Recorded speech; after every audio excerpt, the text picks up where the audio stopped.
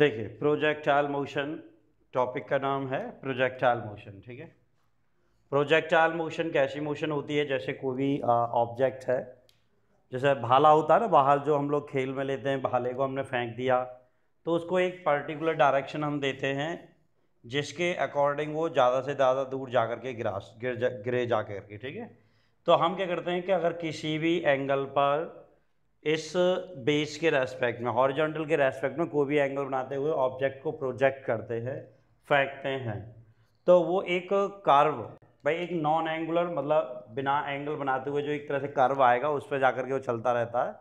तो इस तरह का जो मोशन होगा उसका, उसे हम प्रोजेक्टाइल मोशन कहेंगे। स्टार्टिंग में हम उसे कोई वेलोसिटी देते हैं, मान लीजिए इनिशियल हमने उसको यू वेलोसिटी दी। ठीक है, उसके बाद वेलोसिटी उसकी चेंज होगी, हॉरिजॉन्टल कंपोनेंट में आएगी, वर्टिकल कंपोनेंट में आएगी और वहाँ जाके जाएगी। तो ये इस तरह के जो पथ पर चलेगी वो प्रोजेक्टाइल मोशन कहलाएगी। और इसके बहुत सारे एग्जाम्पल हो सकते हैं, जैसे भाई हमने कोई तोप से गोले को फेंका, वो भी प्रोजेक्टाइल पे जाएगा। कोई भी मान लीजिए बॉल है, बॉल को भी हम फेंकते हैं तो भी वो प्रोजेक्टाइल पथ पे ही चलती है। जैसे क्रिकेट खेलते हैं, बॉल को फेंका, ठप्पा खाएगी तब जाएगी। तो वो इस तरह के जो मोशन दिखाई देते हैं, पथ दिखाई देते हैं, वो सब के सब को हम बोल सकते हैं प्रोजेक्टाइल मोशन। ठीक है, एग्जाम्पल मैंने बता दिया इसके। तो हम ये कंसीडर करते हैं कि भाई मान लीजिए इनिशियल वेलोसिटी u से कोई भी ऑब्जेक्ट हमने फेंका थीटा एंगल बनाते हुए, तो हॉरिजॉन्टली वो जितनी दूर जाके गिरेगा उसे हम उसकी रेंज कहेंगे, और जो हाइट वो कवर करेगा उसे हम उसकी मैक्सिमम हाइट करेंगे, भाई कितनी मैक्सिमम हाइट तक वो गया। ठीक है, मान लीजिए हमने इसको फेंका, तो कोई भी हमने एक इंस्टेंट लिया, मान लीजिए टी टाइम बाद हमने देखा कि पार्टिकल पी पॉइंट पे पहुंच गया जिसके कोऑर्डिनेट क्या है, X comma Y. X comma Y होने का मतलब हॉरिजॉन्टली उसने एक्स डिस्टेंस कवर की और वर्टिकली वाई डिस्टेंस कवर की, ये after the T time. T time में यहाँ पे ले लेता हूँ कि टी टाइम बाद ऑब्जेक्ट जो है वो पी पॉइंट पर पहुँचा। ठीक है लड़के, ठीक। देखिए अब इसके बाद भाई ये जो वेलोसिटी से जो हमने फेंका, इसके दो कंपोनेंट होंगे। एक होगा ये वर्टिकल कंपोनेंट इस साइड में जो होगा u साइन थीटा, एक होगा horizontal component u cos theta.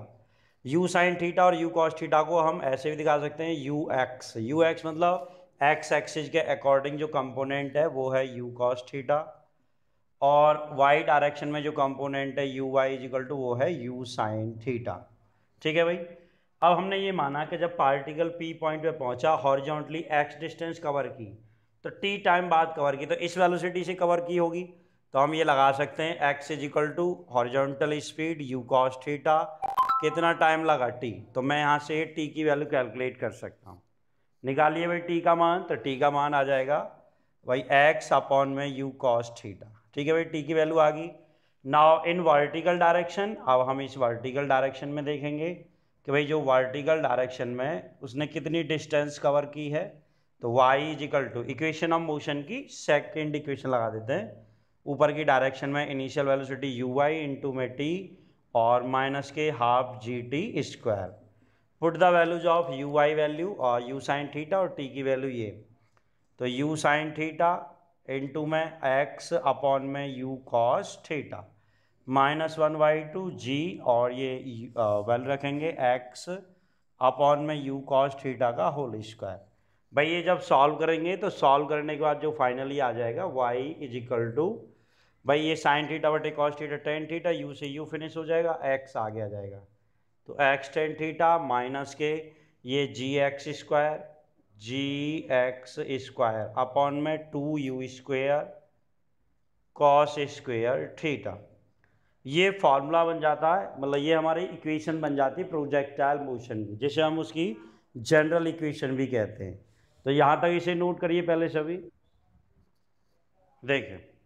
ठीक है, ये हमारी जनरल इक्वेशन आ जाती है इसकी प्रोजेक्टाइल पाथ की। ये जो इक्वेशन है हमारी, ये इसकी तरह है जैसे एक पैराबोलिक पाथ होता है ना, पैराबोलिक पाथ जो मैथ में हम लोग पढ़ते हैं पैराबोला, तो उसी पैराबोला की जो इक्वेशन होती है उसकी तरह की हमें दिखाई दे रही है। कैसे, जो पैराबोलिक की जो इक्वेशन होती है, ठीक है, पैराबोलिक इक्वेशन वो होती है हमारी y इजिकल टू, वाई कोई भी हम कांस्टेंट ले सकते हैं, ax minus B X square. जो जनरल इक्वेशन होती है वो इस तरह से नहीं होती, वो तो दिखाई जाती है। भाई ऐसे हो सकता है जैसे 4a Y square is equal to 4ax हो गया, या x square is equal to 4ay, ये सब इस तरह की जो फॉर्म में लिखी रहती है, एक तरफ स्क्वायर हो एक तरफ बिना स्क्वायर हो, तो वो पैराबोलिक पथ को रिप्रेजेंट करते हैं, ठीक है।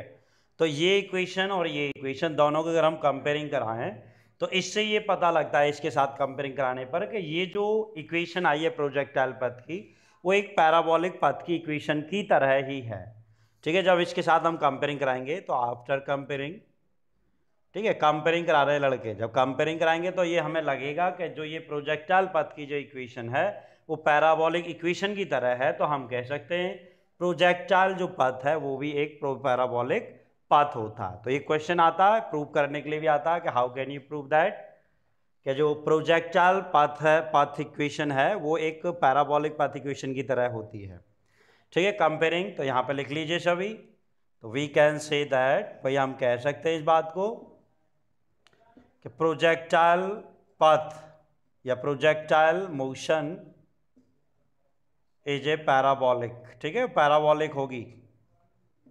नोट करिए ये वाला पॉइंट फटाफट।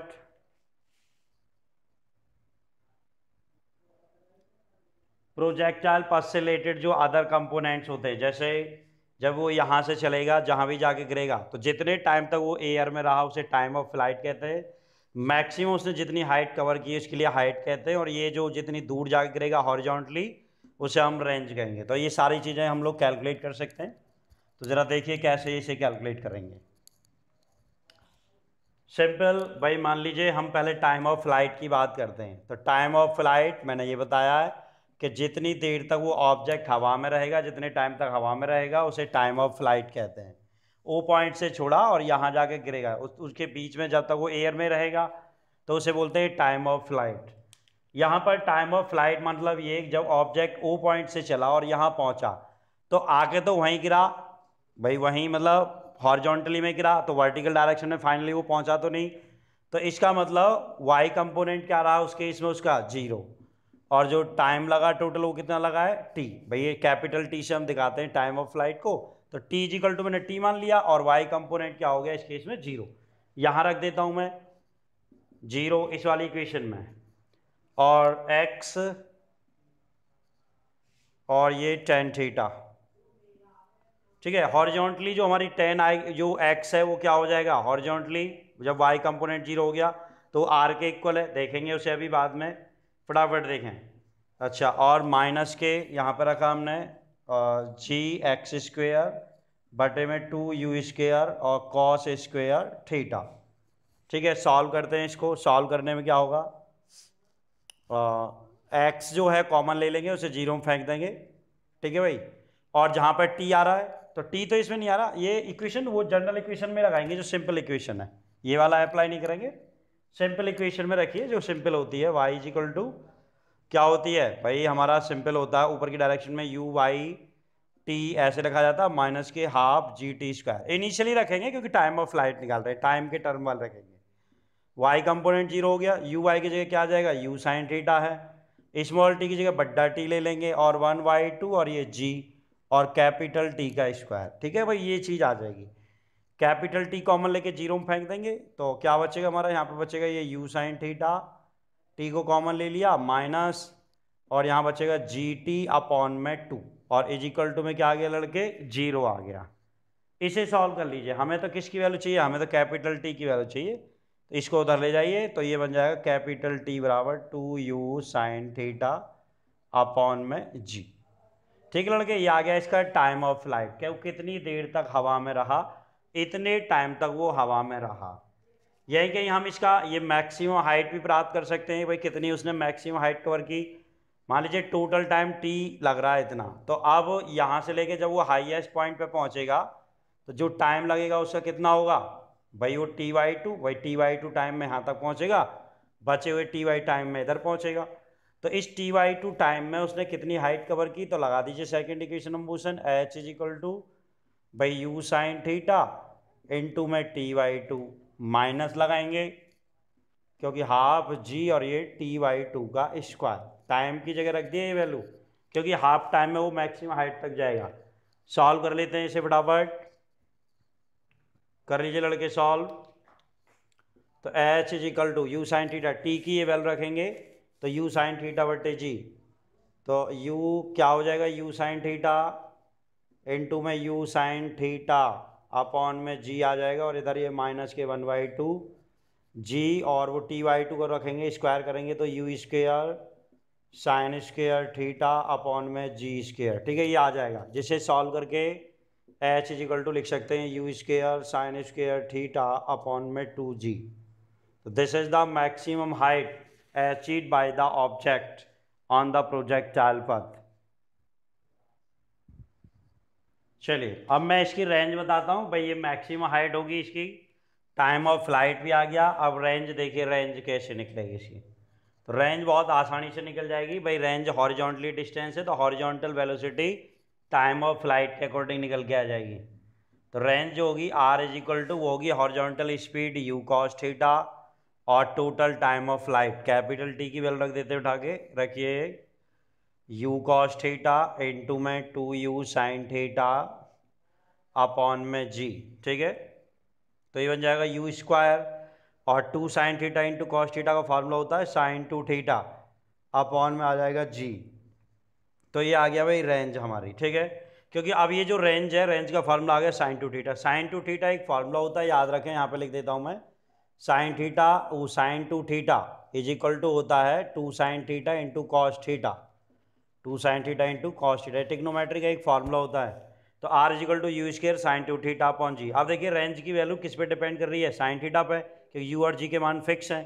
अब साइन का मैक्सिमम मान, यानी मैं ये निकालना चाहूँगा कि भाई मैं बहुत दूर तक किसी चीज़ को फेंकना चाहूँ या भाले को, तो मैं कितने एंगल पर उसको थ्रो करूँगा जिससे काफ़ी दूर वो जाएगा।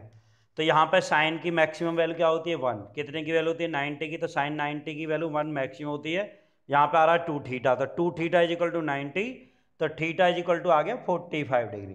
तो एट 45 डिग्री पर अगर हम किसी भी ऑब्जेक्ट को भाई थ्रो करेंगे, फेंकेंगे, तो वो सबसे ज़्यादा दूर जाके गिरेगा। ठीक है, इसे याद रखना है, इस वाली बात को नोट कर लो इसे फटाफट।